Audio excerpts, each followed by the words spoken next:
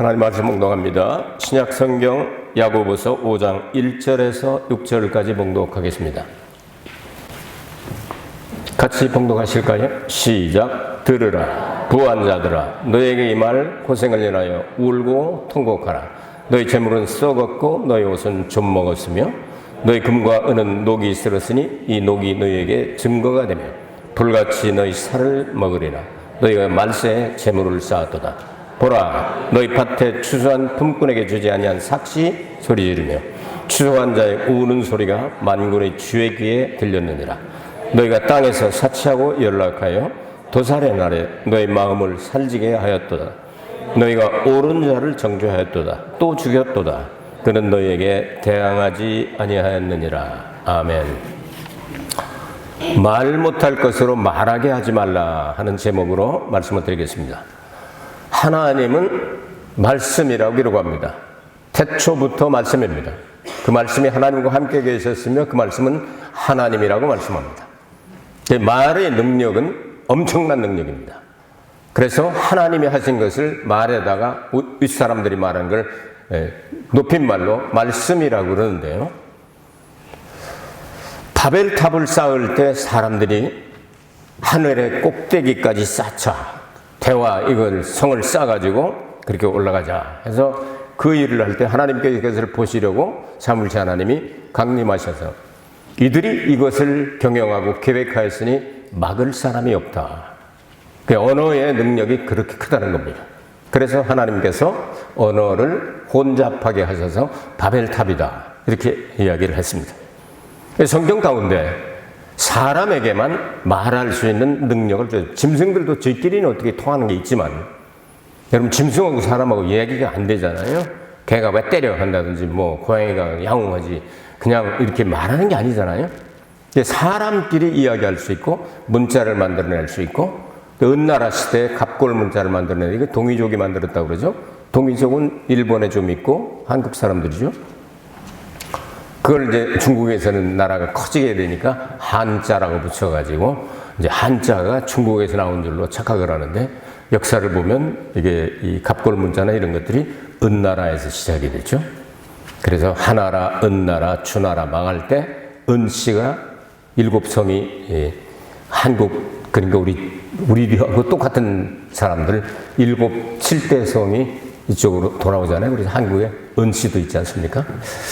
자, 어쨌든 이 언어라고 하는 것은 문자를 만들고 또 이것을 역사로 기록하고 하는 것은 다른 세계는 없습니다. 천사들도 그걸 하나님 맡겨주지 않으셨습니다. 짐승도 그걸 못합니다. 원숭이가 아무리 훈련을 한다고 해도 뭐 시를 쓰고 문장을 만들어가지고 하고 그림을 그리고 요리를 하고 아니면 불을 다루고 뭐 기계를 만들고 스페셜 사트를 띄우고 그런 거 못하잖아요. 사람에게 하나님께서 주신 능력이 바로 언어의 능력 때문에 그렇습니다. 그런데 성경에 보면 정상적으로 사람들이 말해야 되는 것이 있는데 말 못할 것들이 말을 해서 하나님의 역사를 이룬 것이 4군데 나와 있습니다. 그건 그 말하게 하면 안 되는데 말을 했다 그 말이에요. 그 4가지를 여러분에게 소개를 하면서 그것이 예수 그리스도와 우리와 어떤 관계가 있는가, 그 사건과 관계가 있는가를 말씀을 드리겠습니다. 창세기 4장에 보면 아벨이 돌에 맞아 죽습니다.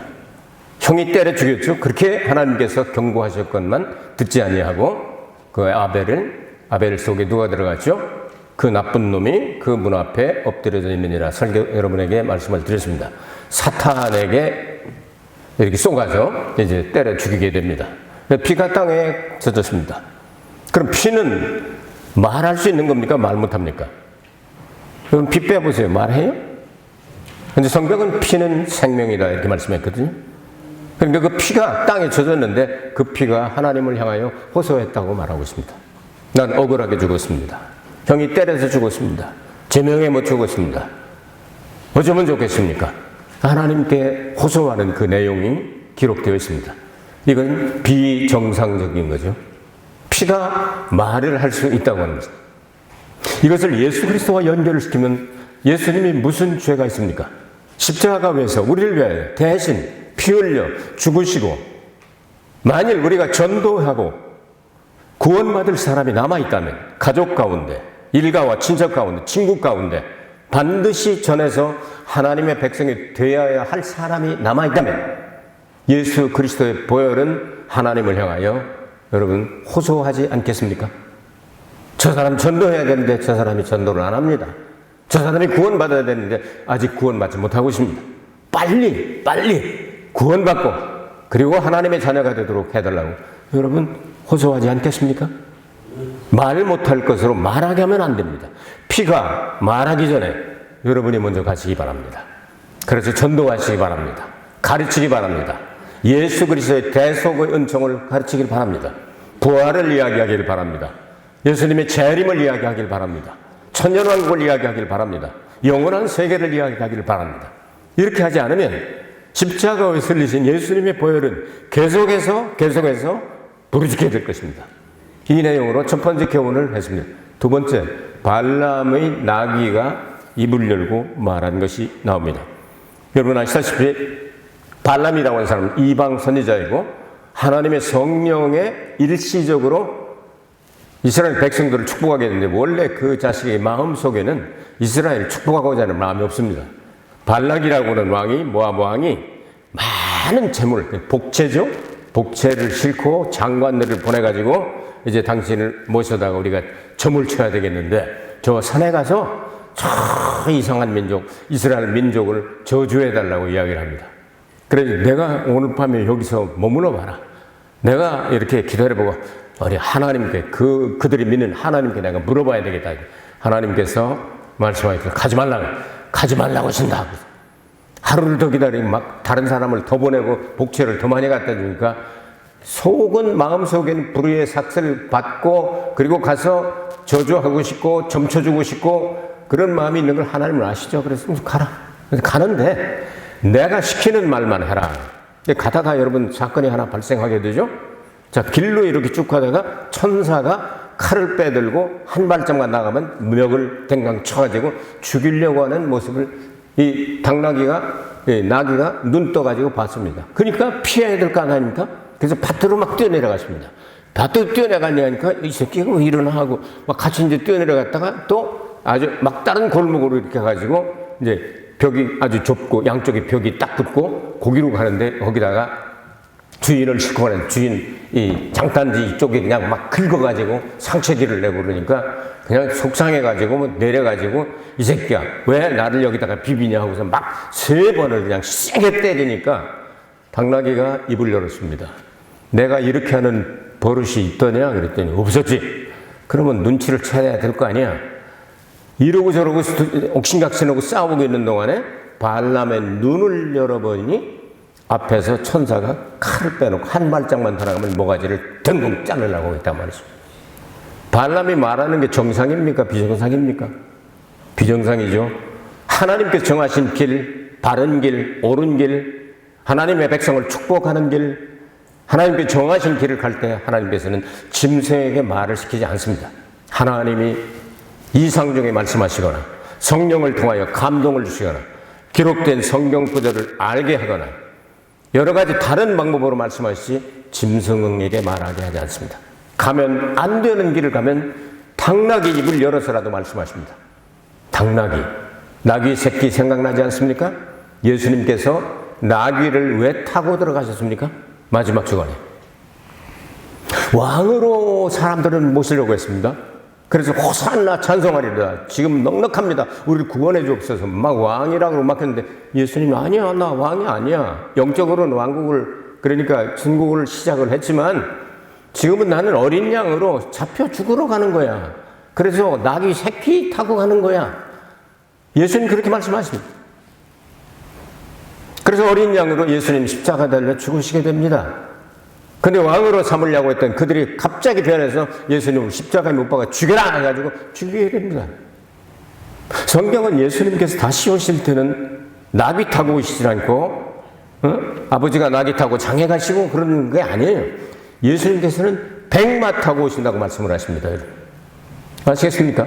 이런 내용들이 성경과 연결이 됩니다. 예수님과 연결해서 보면 예수님께서 정하신 길, 예수님이 가는 길, 그 길이 아닌 다른 길로 가면 하나님께서 말 못하는 짐승, 미물들을 통하여 입을 열어서 말하게 하면 이거는 비정상, 비범한 일입니다. 문제가 생깁니다.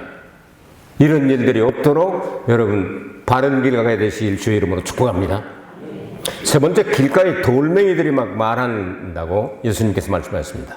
돌멩이 이야기는 예수님이 3년 반 동안 공생애를 지내셨는데 30세쯤 돼서 요단강에서 성령의 세례를 받으시고 세례 요한에게 물세례와 성령의 세례를 받으시고 난 다음 42개월 동안 1260일 동안 3년 반 동안 공생애를 시작하셨습니다. 공생애를 시작하시고 시작할 때 돌멩이 이야기가 나옵니다. 40일 동안 금식 기도 끝나고 나니까 사탄이 싹 와가지고 배고프지. 이 돌들을 명하여 떡이 되게 하라. 그리고 먹어. 예수님은 말씀으로 사탄을 쫓아버리셨습니다. 돌이 거기서 나오죠. 예수님 마지막 주간에도 돌 이야기가 또 나오기 시작합니다. 이스라엘 백성들이 다 예수님을 환영하고 예수님의 제자들이 그 어린 나귀 위에다가 우아기를 벗어서 다 깔아놓고 길가에다 깔고 종려나무 이파리를 가져다가 호산나 찬송하리라 하면서 이렇게 하고 그럴 때 바리새인들이 이야기를 합니다. 당신 저 얘기를 듣느냐? 당신이 왕이냐 말이야. 메시아냐 말이야. 저런 얘기를 왜 가만히 듣고 있느냐 말이야. 자기가 꼭 왕인 것처럼 왜 그러냐고 막 성질을 돋구면서 이야기를 했습니다. 그 이야기를 할 때 예수님께서 하신 말씀이 바로 저들이 가만히 있으면 길가에 돌들이 소리 지르게 될 것이다. 여러분, 하나님은 인간을 영광과 찬송이 되게 하셨다고 말씀하고 있습니다. 하나님께 마땅히 드려야 할 영광과 찬송을 드리지 아니하면 길가에 돌들이 소리칠 겁니다.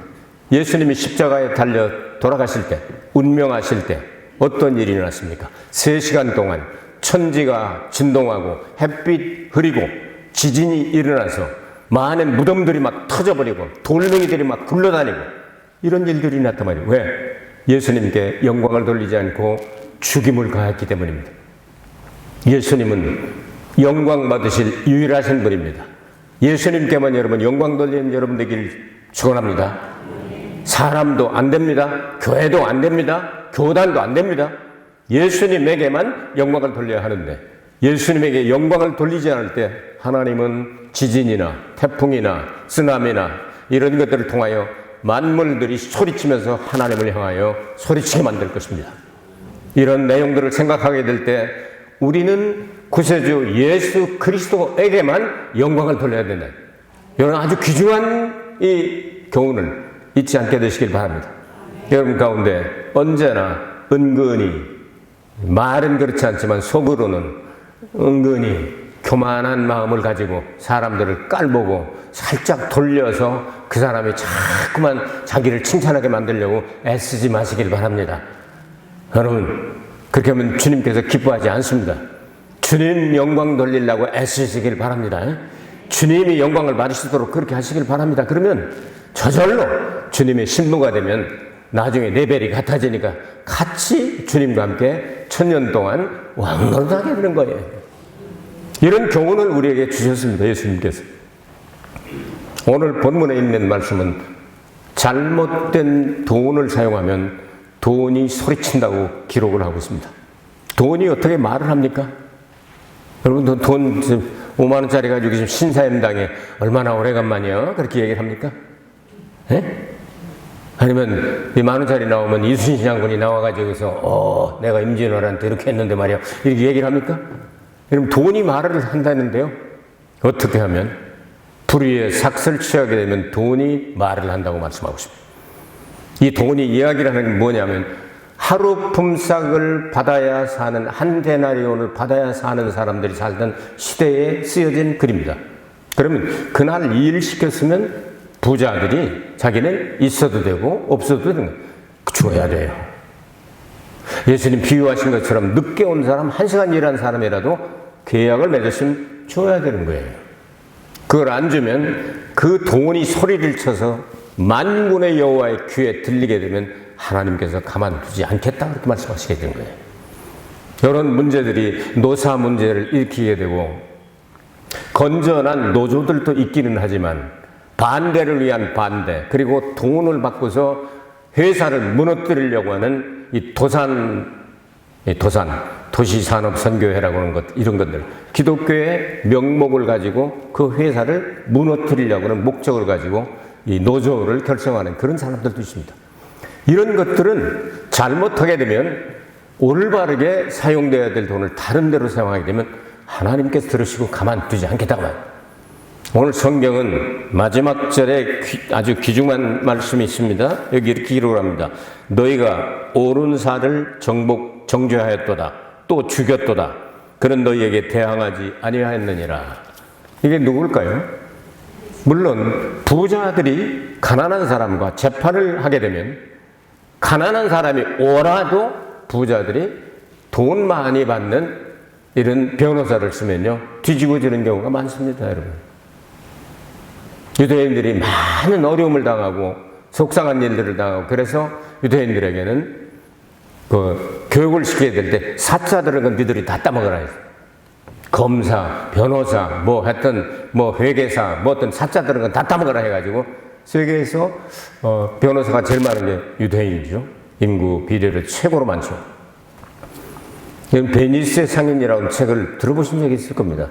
베니스의 상인, 그 유대인 아주 고리대금업자가 어떻게 그냥 돈에 삼록이 올라가지고 돈만 긁어 모으고 하는데, 거기에 남자 주인공, 이걸 돈을 꾸고 난 다음에 거기다 써놓기를, 어느 날 어느 시까지 이 돈을 갚지 못하면 네 심장에서 한 근을 떼어간다 하는 기록이 있어요. 한 근을 떼어간다고 했으니까 여러분 그걸 못 갚게 됐어요. 못 갚게 되니까 한 근을 떼어야 되잖아요. 한 근을 막 가서 이제 심장을 열고 한 근을 떼어야 되는데, 아주 똑똑한 그 주인공 청년이 딱 그 문서를 딱 보니까 어떻게 기록되느냐면, 한 근을 떼어가라 해. 근데 거기에 피 흘리지 말라는 얘기가 없거든요. 네? 그래서 이야기를 합니다. 그러면 한 근 떼어가. 내 거 한 근 떼어가는데 피 이야기는 안 써 있으니까 피는 흘리지 않고 한 근 떼어. 이렇게 가지고 골탕을 먹이는 그런 내용으로 끝이 나게 되는데요. 여러분, 불의의 삭슬 가지고 사람들이 분명히 이 사람이 옳은데, 가난한 사람이 옳은데 부자가 이기는 경우가 얼마나 많습니까? 드라마 나오는 거, 그 거짓말만 나오는 건 아닙니다. 비슷한 것도 많아요. 네? 모티브가 다 비슷한 게 많이 있단 말이에요. 그러니까 올바르게 돈을 사용해야 되는데, 백 가지고, 돈 가지고, 그냥 뭐 검찰총장이라든지 아니면 대법원장, 이런 거 지낸 사람, 변호사 개업하잖아요? 그런 사람들한테 돈을 그냥 막 쏴주고, 돈은 얼마든지 줄 테니까 이기게만 해. 이런 식으로 하는 사람들이 얼마나 많으냐고 말이죠. 네? 이런 것들이 너무나도 많아가지고, 혹을 잡으려고 베테랑 같은 영화를 보면은요, 한 놈 그냥 끝까지 버티다가 나중에 잡히게 되니까 어이가 없네 하고서 잡혀가잖아요. 여러분, 정말 나쁜 사람들이 있다고 말이에요. 예수님 당시에서부터도 돈 많은 사람 가운데 착한 사람도 있지만 나쁜 사람도 많이 있었던 것 같아요. 그러니까 그렇게 하지 말라는 겁니다. 이걸 조금 더 깊이 들어가면, 불의의 삭슬 받고 너희들이 의인을 죽였도다, 올바른 사람을 죽였도다, 근데 그분은 대항하지 아니하였도다, 예수님에게 해당이 될 수도 있지 않겠습니까? 예수님을 팔아먹을 때 돈 얘기죠. 은 30배 팔았습니다. 그건 종의 값입니다. 노예의 값입니다. 하나님의 아들이 노예입니까? 그러나 성경을 응하게 하시려고 노예로 팔려가게 하셨습니다. 구약성경에 기록된 대로 은 30을 팔아서 그 불의의 삭슬 먹어보지도 못하고, 이야, 이게 아닌데, 내가 우리 선생님을 이렇게 팔아먹고 이게 끝나는 게 아닌데, 양심의 가책을 느껴서 대제사장들에게 성전에 가가지고 나 이거 못 쓰겠다고 던졌습니다. 그리고 나가서 자살을 하지 않습니까? 대제사장들이 그 돈을 도로 바꿔 보니까 은 30 이거 부정 사용할 수가 없잖아.